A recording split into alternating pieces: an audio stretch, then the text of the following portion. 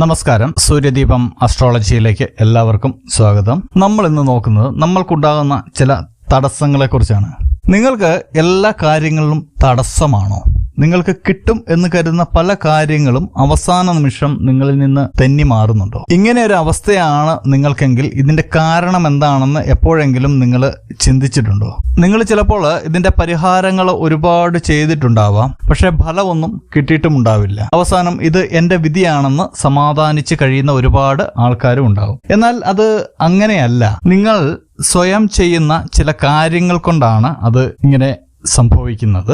ഈ കാര്യങ്ങൾ ശ്രദ്ധിച്ചു കഴിഞ്ഞാൽ നിങ്ങൾക്ക് നിങ്ങളുടെ തടസ്സം ഏകദേശമൊക്കെ മാറിക്കിട്ടുന്നതാണ്. നമ്മൾക്ക് ജീവനുള്ളതുപോലെ നമ്മൾ വസിക്കുന്ന ആ അന്തരീക്ഷത്തിനും ആ ഭവനത്തിനും എല്ലാം ഒരു തരത്തിൽ ജീവനുണ്ട്. നമ്മളുടെ ചുറ്റുമുള്ള എനർജി ആണ് നമ്മളെ മുന്നോട്ട് നയിക്കുന്നത്. അത് പോസിറ്റീവ് എനർജി ആണെങ്കിൽ മാത്രമേ നമ്മൾക്ക് പോസിറ്റീവായിട്ടുള്ള കാര്യങ്ങൾ നടക്കുകയുള്ളൂ. നെഗറ്റീവ് എനർജി ആണെങ്കിൽ എല്ലാം നെഗറ്റീവ് എനർജിയാണ് ഉണ്ടാവുക. നിങ്ങളുടെ ഈ തടസ്സങ്ങളൊക്കെ മാറി പോസിറ്റീവ് എനർജിയിലേക്ക് നിങ്ങൾ മാറാനായിട്ട് ചെറിയ കുറച്ച് കാര്യങ്ങൾ ചെയ്താൽ മതി. അതാണ് ഇവിടെ പറയുന്നത്. നിങ്ങളൊരു പ്രധാന യാത്രയ്ക്ക് അല്ലെങ്കിൽ പ്രധാന ഒരു കാര്യം ചെയ്യാൻ പോകുന്നതിന് മുമ്പ് നിങ്ങളുടെ ഭവനത്തിലുള്ള ജലസ്രോതസ്, അതായത് നിങ്ങളുടെ നിത്യ ആവശ്യങ്ങൾക്ക് ഉപയോഗിക്കുന്ന ജലം എവിടെ നിന്നാണോ വരുന്നത് ആ ജലം ഒരു ഗ്ലാസ്സിൽ ആക്കി അത് കുടിച്ച് ഇറക്കുക. അതിനുശേഷം ഭവനത്തിന് വെളിയിലേക്ക് വന്ന് കിഴക്ക് ദർശനമായി നിന്ന് ഒരു നിമിഷം മൗനമായി പ്രാർത്ഥിക്കുക. പ്രാർത്ഥിക്കേണ്ടത് ഇപ്രകാരമാണ്: പോകുന്ന കാര്യം അല്ലെങ്കിൽ നിങ്ങൾ ഉദ്ദേശിക്കുന്ന കാര്യം നല്ലപടി നടക്കുവാൻ ഇഷ്ട ദൈവത്തോട് പ്രാർത്ഥിക്കുക. രണ്ടാമത്തായിട്ട് നിങ്ങൾ പരിശോധിക്കേണ്ടത് ദൈവത്തിന്റെ വിഗ്രഹങ്ങൾ വീട്ടിൽ ഉണ്ടോ എന്നാണ്. ഒരിക്കലും വീട്ടിൽ വെച്ച് ആരാധിക്കാൻ ഉള്ളതല്ല വിഗ്രഹങ്ങൾ. വിഗ്രഹങ്ങൾ ക്ഷേത്രങ്ങളിൽ വെച്ച് മന്ത്രോച്ചാരണങ്ങൾ കൊണ്ട് അതിന്റെ ശക്തിയെ മുഴുവൻ ആവാഹിച്ച് പ്രാർത്ഥിക്കേണ്ട ഒരു മൂർത്തിഭാവമാണ് വിഗ്രഹത്തിൽ ഉള്ളത്.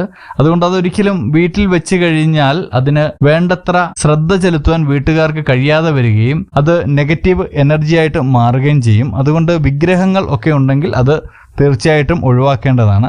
അതുപോലെ തന്നെയാണ് ദൈവങ്ങളുടെ കീറിയ ഫോട്ടോ, ഫ്രെയിം പൊട്ടിയ ഫോട്ടോസ്, ഇതെല്ലാം നെഗറ്റീവ് എനർജി തരുന്ന ഒരു ഘടകമാണ്. ഇവയെല്ലാം വീട്ടിൽ നിന്ന് ഒഴിവാക്കുക. ഒരിക്കലും ശുദ്ധിയല്ലാത്ത സ്ഥലങ്ങളിൽ ദൈവങ്ങളുടെ ഫോട്ടോ വെക്കാൻ പാടില്ല.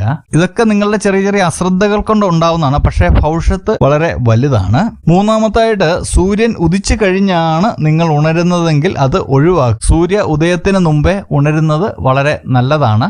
പോസിറ്റീവ് എനർജി നിങ്ങളിലേക്ക് ആവാഹിച്ചെടുക്കുവാൻ സാധിക്കുന്നതാണ്. പ്രകൃതി ഉണരുന്നതിനൊപ്പം തന്നെ നിങ്ങളും ഉണരുക. നാമജപം ശീലമാക്കുന്നതും വളരെ നല്ലതാണ്. നാമം ജപിക്കുമ്പോൾ മനസ്സ് ഏകാഗ്രം ആയിരിക്കും. മറ്റുള്ളവരെ കുറിച്ചുള്ള മറ്റുള്ള ചിന്തകള് ഒന്നും ആ സമയങ്ങളിൽ പാടില്ല. സ്വയം അർപ്പിക്കുന്ന ഒരു അനുഭൂതി ഉണ്ടാവും. അടുത്തായിട്ട്, വീട്ടിൽ മുഷിഞ്ഞു കിടക്കുന്ന വസ്തുക്കളെല്ലാം ഒഴിവാക്കണം.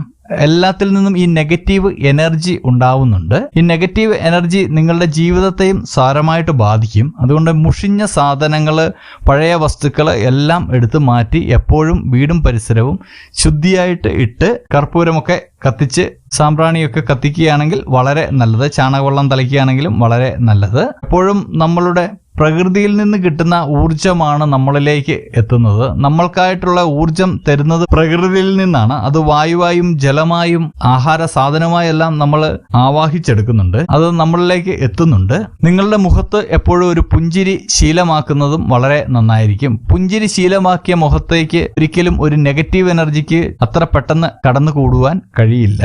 അടുത്തായിട്ട് ഏറ്റവും വേണ്ടത് നിങ്ങളുടെ ശുഭാപ്തി വിശ്വാസമാണ്. നിങ്ങൾ ചെയ്യേണ്ടതെല്ലാം ചെയ്തു, ഇനി എന്റെ കാര്യങ്ങൾ ഈശ്വരനിൽ അർപ്പിക്കുന്നു എന്ന വിശ്വാസത്തോടെ നിങ്ങൾ മുന്നോട്ട് പോകുക. നിങ്ങളുടെ കാര്യങ്ങൾ ചെയ്യാതെയാണ് നിങ്ങൾ ശുഭാപ്തി വിശ്വാസം വെച്ച് പുലർത്തുന്നതെങ്കിൽ യാതൊരു കാര്യവുമില്ല. താൻ പാതി ദൈവം പാതി എന്നാണ്.